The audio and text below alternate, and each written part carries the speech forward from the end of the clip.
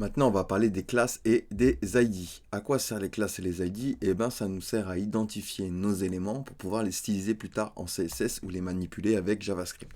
Donc ici, on va se faire un dossier. Tac. On va mettre ID classe. Nickel.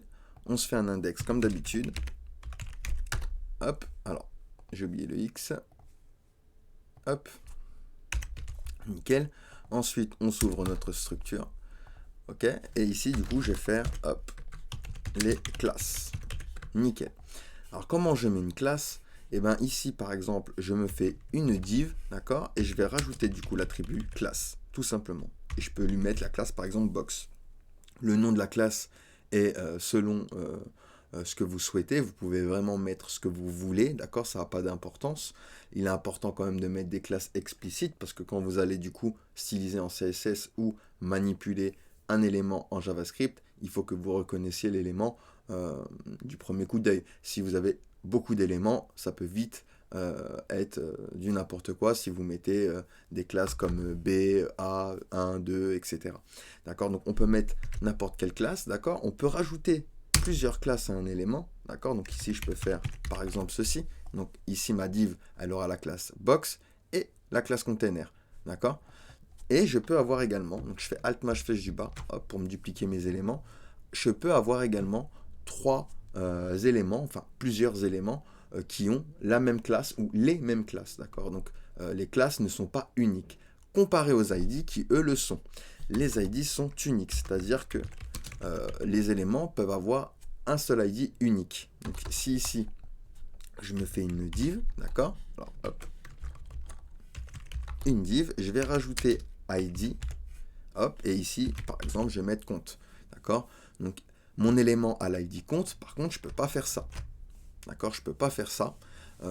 C'est quelque chose qu'il ne faut pas faire. C'est une erreur. Il ne faut pas plusieurs éléments qui ont le même ID. Je peux avoir un autre élément qui a un ID comme ceci, compte 2, par exemple. D'accord? Donc, ça sert à identifier les éléments lorsqu'on va les manipuler. Donc, par exemple, hein, je vous montre, si ici je me rajoute la balise style, donc c'est pour rajouter du CSS, on verra ça un peu plus tard, comment rajouter du CSS en HTML, et bien ici si je vise maintenant, alors on va mettre ici du texte, hop, et hop, nickel, on va se faire un clic droit Open with Live Server, nickel, et si ici je commence à faire div color red, les trois vont changer. Ah, vous voyez, les trois ont changé.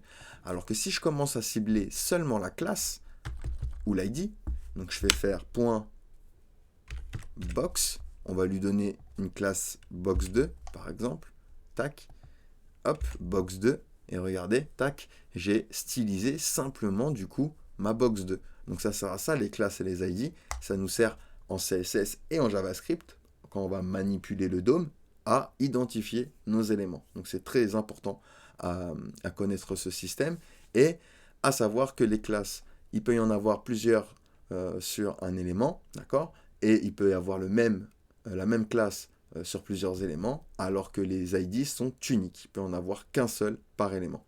Donc voilà pour les classes et les ID. N'hésitez pas à me poser des questions si vous en avez, sinon on passe à la suite.